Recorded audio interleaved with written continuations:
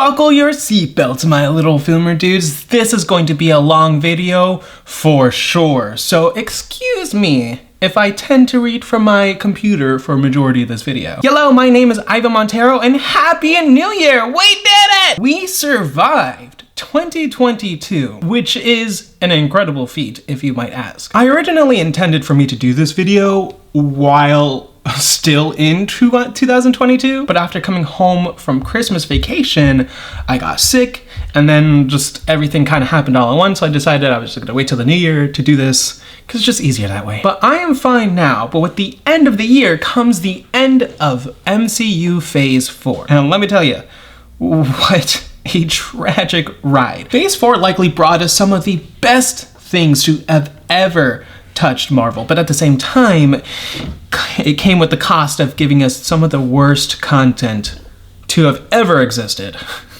Today, we are here to rank these bad boys from worst to best. All 17 projects, TV shows, movies, and the holiday shorts, or holiday specials. Before we begin, I want to say a few things about the entirety of Phase 4. This phase suffered a lot from the quantity over quality mindset of producing rather than the quality over quantity mindset of producing. A lot of these projects feel like they were being created and churned out for the sole purpose of setting up the next big Thanos, which is King the Conqueror, of whom I am very, very excited to see more of in the upcoming future of the MCU in Phase 5 and 6. However, a lot of these don't feel self-contained within their own franchises. They don't necessarily exist to promote themselves, but rather promote something else at large that doesn't fully remain contained within their own franchises. A lot of these seem like just origin stories just to introduce the characters very quickly for the next Avengers title. Honestly, Phase 4 kind of seems like a glorified version of Phase 1, where Captain America 1, Thor 1, even Iron Man 2 were all produced very quickly to just introduce these characters and give us an Avengers movie, which ended up doing very well, but the difference here is that we don't have an Avengers movie to made it all worth it. Instead, a majority of Phase 4 piggybacked off of Endgame a little too much for many people's liking, including mine, and in hindsight, a majority of Phase 4 kind of overall stunk. But honestly, look what we're dealing with. It might be 17, but it ain't much. This list is based on a few things that I hold near and dear to my heart when it comes to any form of content creating whatsoever. The biggest thing is writing overall. How good is this script written? So my criteria are character motivation, arcs and handling, dialogue, storytelling, which includes a little bit of logic within the storytelling, and rewatchability. This is the biggest. Just rewatchability is key here. All right, let's get on with the ranking. I've actually separated all 17 into 3 categories. The first category is from spots 17 through 12. This is the bad. This is just straight up, these projects are just not good. Whether or not you may have liked these, or whether or not some people actually do consider these good, they have more bad to their name than good. The next are the middle. Some people call this the mediocre. I wouldn't really say that. It is just they're not really bad, but they're not really great. And I'm not sure if I would confidently say they're good, but they're pretty good, I guess. Yeah. So those are spots 11 all the way down to spot 6. And finally, the last 5 are the insanely good. These are some that I can rewatch, that I have rewatched, that I will always rewatch. These are just some that are just the best of the best from Phase 4. Phase 4. All right, last on the list might actually surprise you and might even cause you to want to crucify me, but I stand firm with my decision.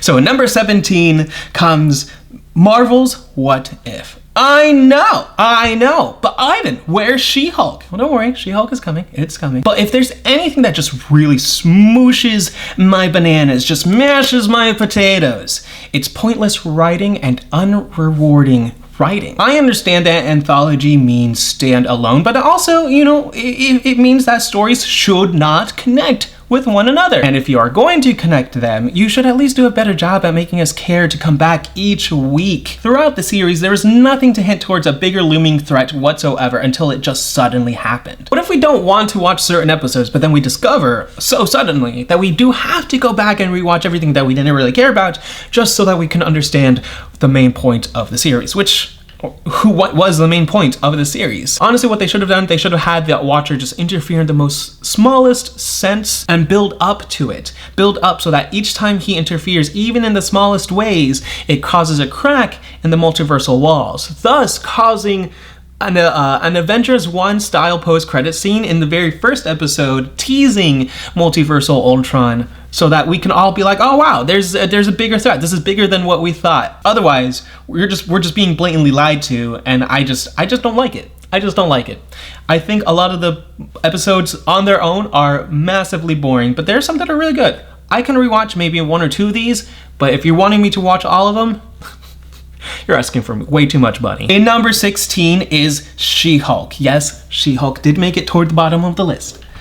I stuck my neck out for this one week after week, claiming that surely Disney would not intentionally put out something this insulting to narrative and storytelling and plotting and outlining and dialogue and character motivations.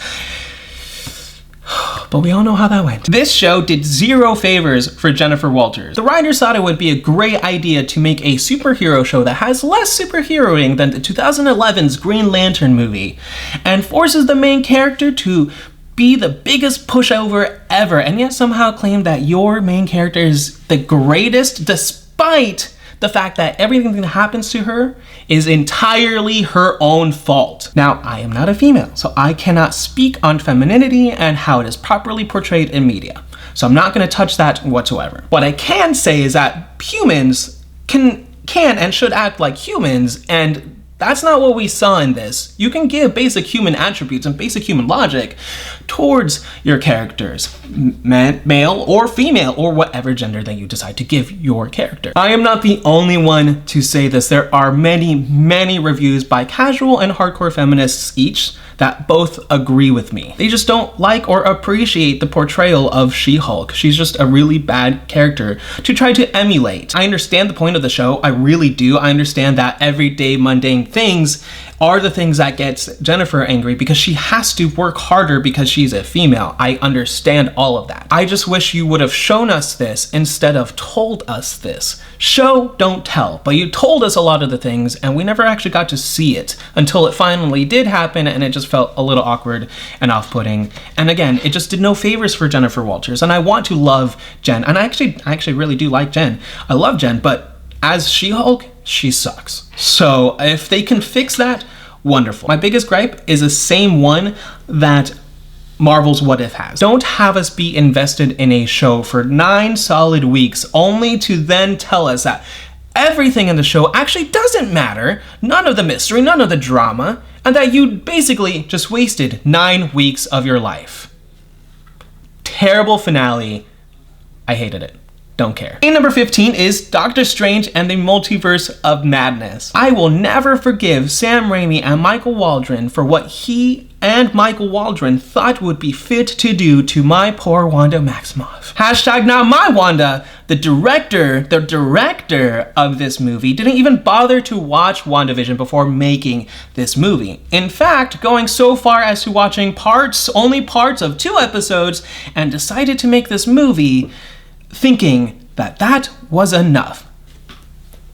You don't do that! Doctor Strange Mom is a burning dumpster fire, and it should be a clear sign to Kevin Feige and to us that Kevin Feige is spreading himself way too thin here. I mean, how? How was this movie made? This movie also tried to be the first horror movie, but ultimately failed. My theater even often laughed at some of the jump scares and some of the horrorness that bad choice of word there. My theater often laughed at the jump scares and the horror elements that the movie was supposed to have, but instead they just laughed because it just came off as campy and cheesy. It was just nowhere near scary. This film's tone is so bad you'd think the script was written by a 9-year-old ridiculously high on red dye 40. I don't think this movie should have been made. I think it just oof. bad. It is bad. In number 14 is Black Widow. I have mixed feelings about Black Widow. On the one hand, I really love the cast and the fact that we got Red Guardian and Yelena Belova. Biggest blessing to the MCU, but it ultimately failed in what it wanted to do, and what it said it would do. Let me put it this way, and this goes for the entirety of Phase 4. In 8-ball, before you hit the 8 ball, the black ball, into any pocket whatsoever, you have to call which pocket, the 4 corners and the 2 in the middle, that you want the ball to go into which you want the ball to fall. If you have 4 balls, including the 8 ball, and you say, I'm gonna put it in corner 3 for simplicity's sake, and you do this amazing trick and you get all 4 balls into pockets, but that black ball didn't go in corner 3, it went in corner 4 or 5 or any other corner that isn't corner 3, you still lose the game. In fact, you lose instantly. Additionally, in school, you have a rubric that tells you exactly what you need to do for your assignment, and if you do an amazing project that doesn't follow the rubric, you still fail. This movie was supposed to be a spy action movie, and we got none of it. Winter Soldier was a better spy movie through and through. This movie, however, failed to do what it set out. No matter how fun the journey truly was, no matter how much I truly love Yelena, I now understand my college professors way more now. We didn't get a payoff for Budapest. We didn't get a payoff for Taskmaster. We just got lousy, lazy writing. I'm working on a video essay on rewriting Black Widow, so I'm not going to talk about it anymore or what my solutions would be, but I have them. They're coming. In number 13 is Thor: Love and Thunder. But my biggest gripe with Taika Waititi's Thor is Thor's sudden shift in tone in both films and character. He went from some dark, brooding, lightning-wielding wannabe Jon Snow to essentially Chris Hemsworth. However, I understand this is a soft reboot for the character, but I don't care. Taika Waititi's humor is overbearing.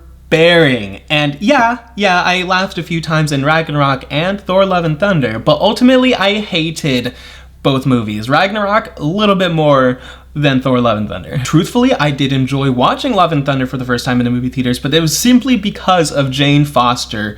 I love her. I love her as Thor in the comics. I just hate that her storyline was wasted and Gore the God Butcher was turned into Gore the babysitter. This movie is a classic example of making something too big to make small enough for your movie, because there are rumors that there's a 4-hour version of this movie, which makes absolute sense because the pacing is just so insanely bad. Nothing actually happens in the movie. Do not get me started on the dialogue. No one talks like they talk in this movie, especially the Guardians. Taika Waititi made me hate the Guardians in this. That is an impressive feat on its own. If that doesn't tell you about this movie, I don't know what will. In number 12 is The Eternals. Ivan, you ranked Eternals above Thor: Love and Thunder? Why, yes. Yes, I did, and I would do it again! I call this movie the Rise of Skywalker of the MCU. Both movies had the most potential to be the most amazingly crafted film for their franchises, but both missed ever so elegantly. But they were also both just very pretty movies. And that's the thing. Eternals is entirely boring and amounts to ultimately an extreme nothing. The biggest thing it has going for it is that it's different, it's experimental, it's dark in tone, and it's hugely promising for the future of the MCU. Honestly, Chloe Zhao should have kept to one time period, whether the past or the present. She just should have kept to one or she should have just made a series. All of the villains in this movie are hugely wasted potentials, and honestly, what makes these Eternals if they're dying left and right? These dudes are dying faster than Tony Stark can get stabbed and thrown moon rocks at him. And now we are stepping into the medium territory. The not really bad, but not really great, but I wouldn't really confidently say it's good. I would say it's good. In number 11 is The Falcon and the Winter Soldier. I was one of the only ones in my entire friend group who understood what it meant for Sam Wilson when Old Man Steve gave Sam that Captain America shield at the end of Endgame. I was the only one who read Sam Wilson Captain America comics, and I loved them. They were honestly pretty solid. Like the show, the comic touches on very important racial discussions that we don't necessarily talk about as a society in an attempt to eliminate racism further. However, considering the fact that no real racist is ever going to pick up a Black Captain America comic or watch a Black Captain America show or movie, both things can be a little bit preachy at times. And that's honestly due to the chaotic editing. This show does really well in many areas, but it gets really muddled with too many unnecessary subplots that goes on throughout the series. Plus, the pandemic really did have a negative effect on the show and the viewership, but honestly, the journey that Sam Wilson goes on and his relationship with Carly was so good and so compelling. It just feels unnecessary. You don't fully need this story in order to watch Captain America 4, which might be its own downfall, because after watching the show, you realize so clearly that you can transition from Endgame to Captain America 4 and skip this entirely, which is a shame because this is a really good show, but it is basically the transition from the bad to the okay.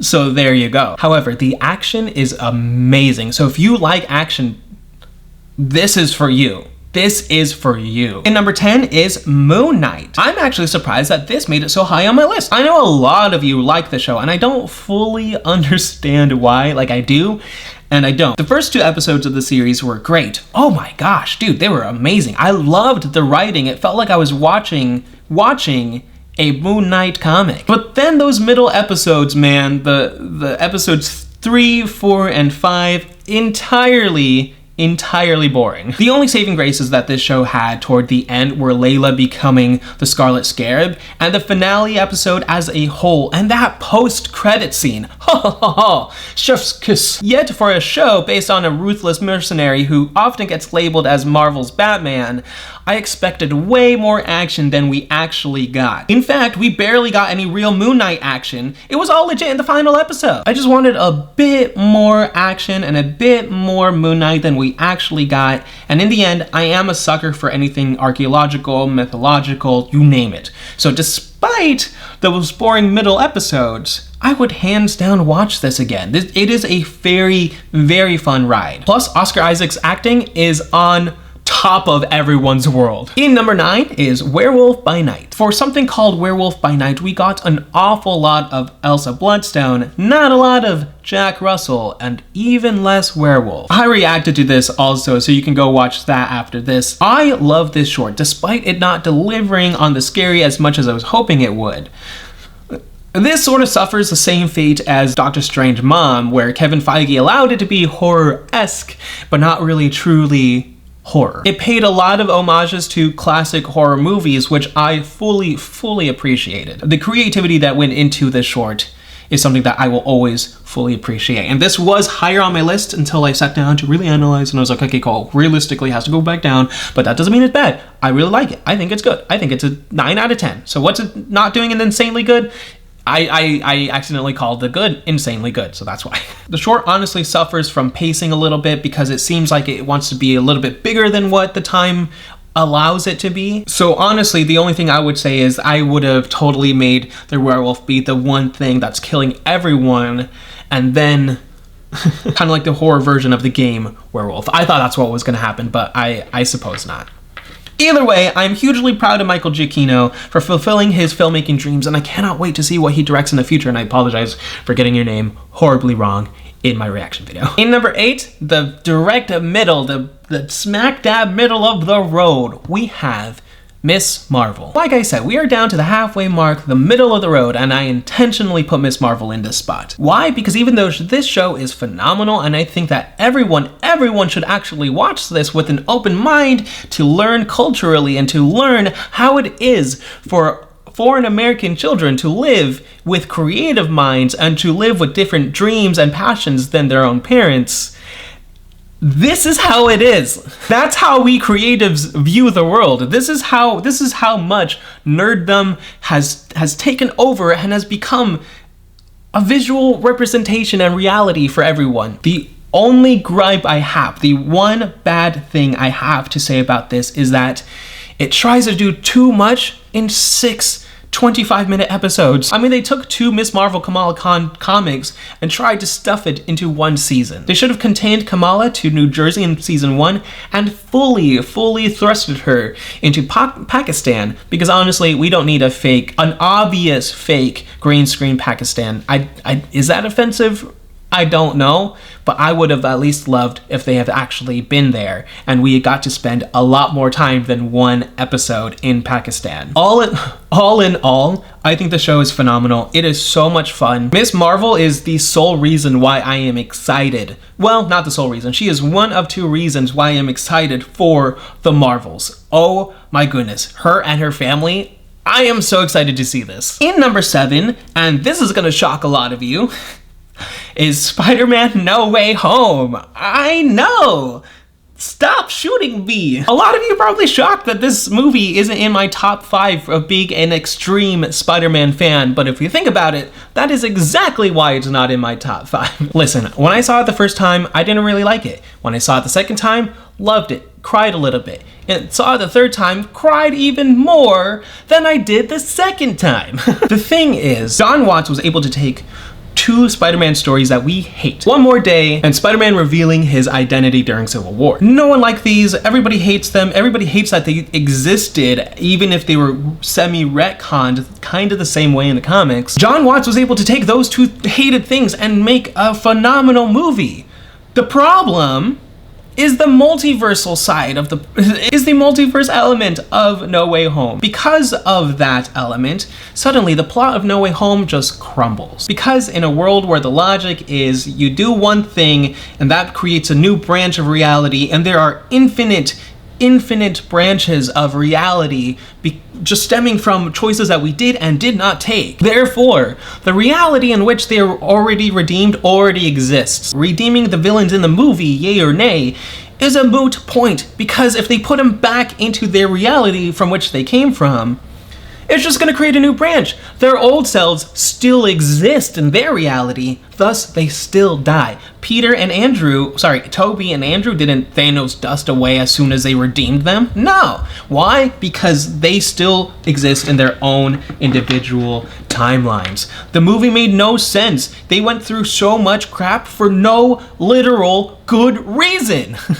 There was no good reason for this movie. It doesn't make sense. None of it makes sense. And despite the fact that this movie is gorgeous, it is glorious, these Spider-Man villains are not Tom Holland's Spider-Man villains. Yet again, another movie in which a Spider-Man villain is usurped from Tom Holland, and he cannot claim it as his own. Think about it. Vulture, angry at Tony Stark. Mysterio, angry at Tony Stark. All the other 5, angry at other Spider-Men. I could go on and on about this movie. It's just, I think Far From Home is the worst portrayal of Spider-Man I've ever seen, and I think that No Way Home comes very close to being one of the best Spider-Man movies ever. It's just the fact that it took 2 movies plus many more other in a franchise for him to finally get an origin story.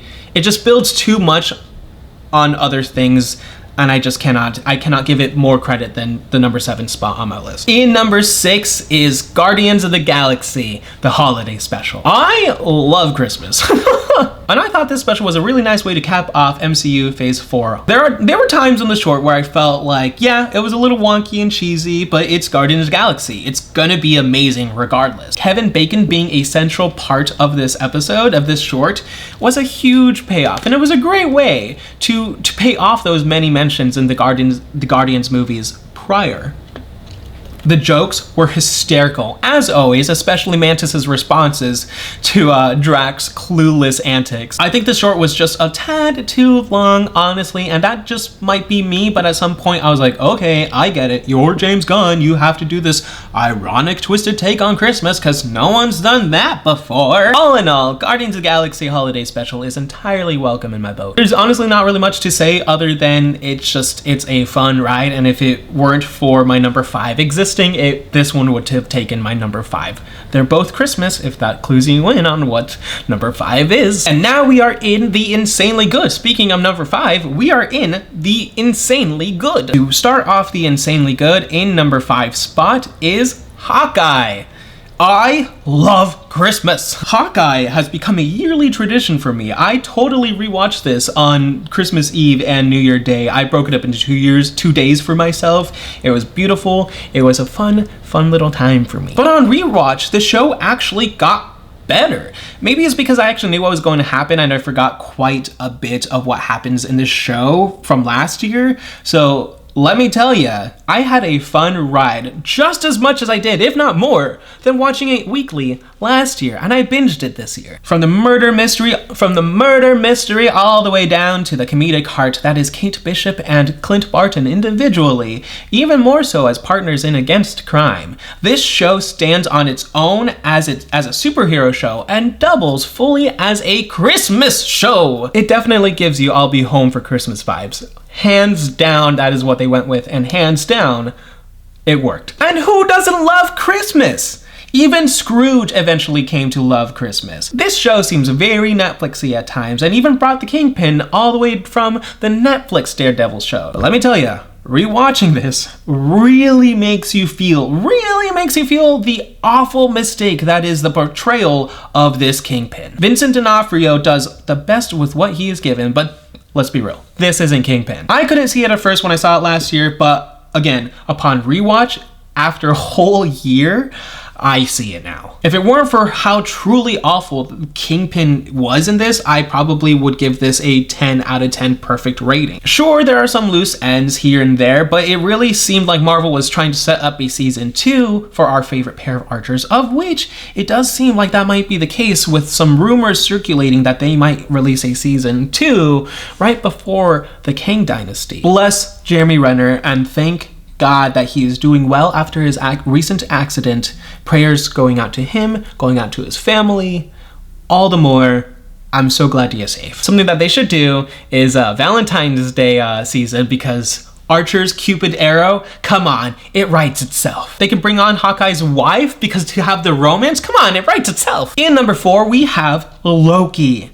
This is where it gets extremely tough, because the last 5 projects honestly really took off and had no business being this good. That's why it's in the insanely good.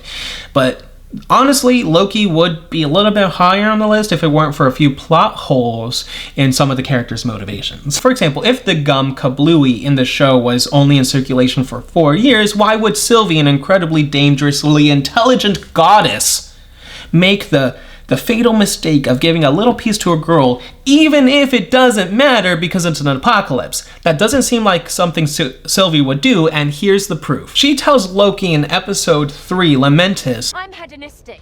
A lot more than you, I assure you, but never at the expense of the mission. She will not jeopardize them. She thinks about this ahead of time. This is a plan years in the making, so it doesn't seem like she would make that intentional choice willy-nilly just because it's an apocalypse and it wouldn't matter. That's one of the things that got me, and I was like, no. I refuse to accept it. There are a lot of contradicting character motivations throughout this show, but ultimately it doesn't really matter because it is so good. The score is amazing. Good job, Natalie Holt, for giving us a score that is just way better than a lot of the things Hans Zimmer has done.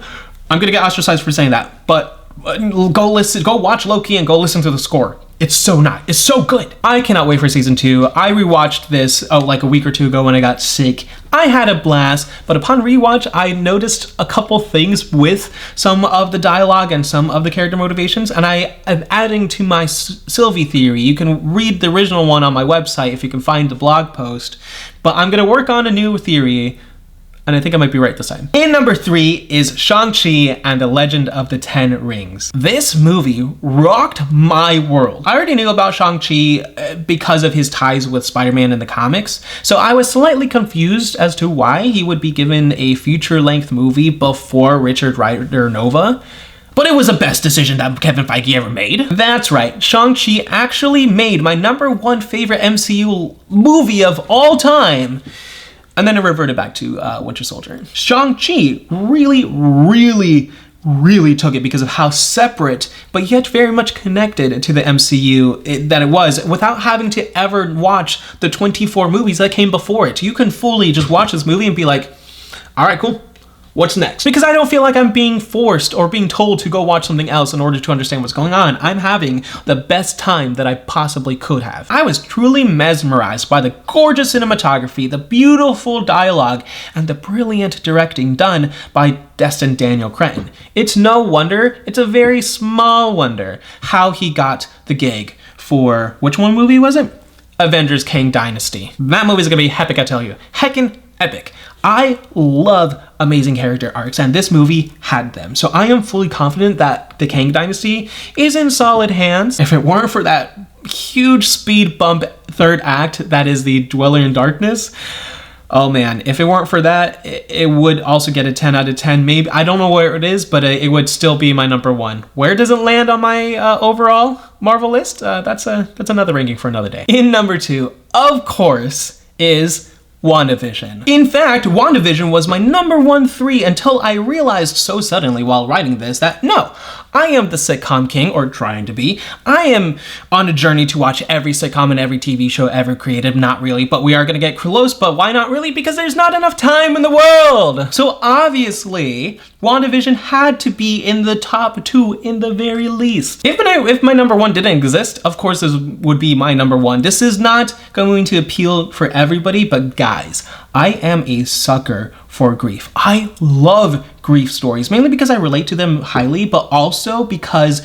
the most hope comes out of these types of stories. I have loved Wanda the second she stepped onto screen in Avengers Age of Ultron. And I still love her to this day, even though Sam Raimi butchered her entirely because he and the writers only watched 2 episodes of this amazing 9-episode series. The creativity that went into making this show, honoring past sitcoms and current sitcoms now, is astounding. From sitcom shenanigans to drama and mystery to heart and romance and even magic. Magic and witches and superheroes. I truly don't know why people haven't picked this up and more. I don't think the ending is as bad as everyone claims it is. I think WandaVision is the perfect Disney Plus Marvel show, in my personal opinion, and I fully miss whenever shows were like this. Also, it took me to today when watching New Rockstars that WandaVision, the title is actually a riff on television. I just thought it was referring to Wanda's version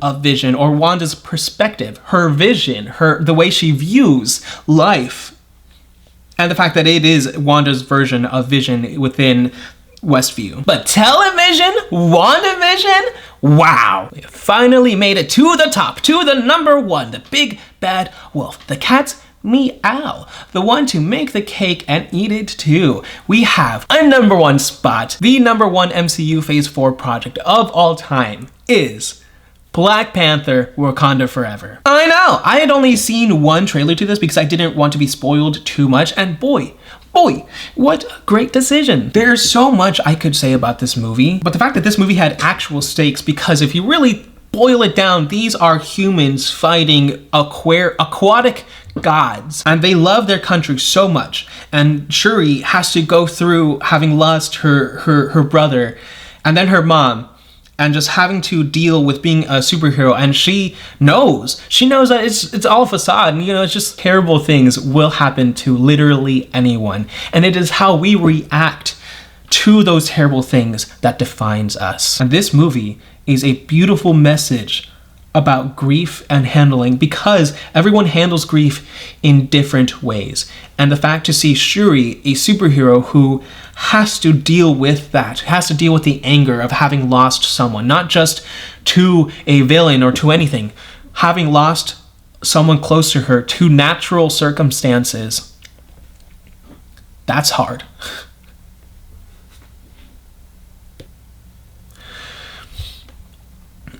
Shuri has fully risen to my number 1 favorite MCU superhero. I cried 6 times when I watched the movie the first time. I think I cried about like 2 or 3 times when I saw it a second time in just digital. Big difference, by the way. If you have not seen it in IMAX, I'm so sorry, but wonderful experience. I mean, heck, I even almost cried now, like trying to recall the things. There's no gripes to be had. This movie is so good. It is so wonderful. It is a very, very sad movie, but I welcome it. I can and will rewatch it many times in the future to come. It is going to drop on Disney Plus, I believe, in February 21st. Google it because I do not know if that information is fully correct. But honestly, Wakanda Forever is a gift. It is a message. It is not agenda forward. It is character forward. It is the perfect movie, in my opinion. Well, that was it. Honestly, I could talk about these movies and these TV shows for hours, and I accidentally did. I recorded this once the first time and it ended up being almost 3 hours, and now this one's only 1 hour, but it's because I have like about maybe 20 something mistakes to edit out. So what did you think? Did you agree with my list? I would like to know what your list is, actually. You don't have to say your reasons why, because that could take forever, but if you really wanted to, I will go through and read every single word. I promise. Let's have a huge discussion in the comments below amongst yourselves and amongst with me. I want to know. And let me just say that even though some of these landed in the bad, it doesn't mean I didn't enjoy my time watching them. I really do enjoy watching these. Like, I enjoyed it. Well, if your project ended up in my bad, that doesn't mean that it is bad. It just means that it wasn't my cup of tea. It might be your cup of tea, and I'm so excited that it is your cup of tea. This list honestly took like about a month and a half, almost 2 months to create, because it was just so retrospective, introspective for me to honestly think about these on a molecular level long enough so that I can accurately say, oh yeah, this one was better than this one, and here's why. My social media links are in the description below. Like this video if you liked it, and subscribe if you want to see more. Happy New Year, Merry Christmas, Happy Holidays. Gonna get all of the umbrella, and you've just been Montified.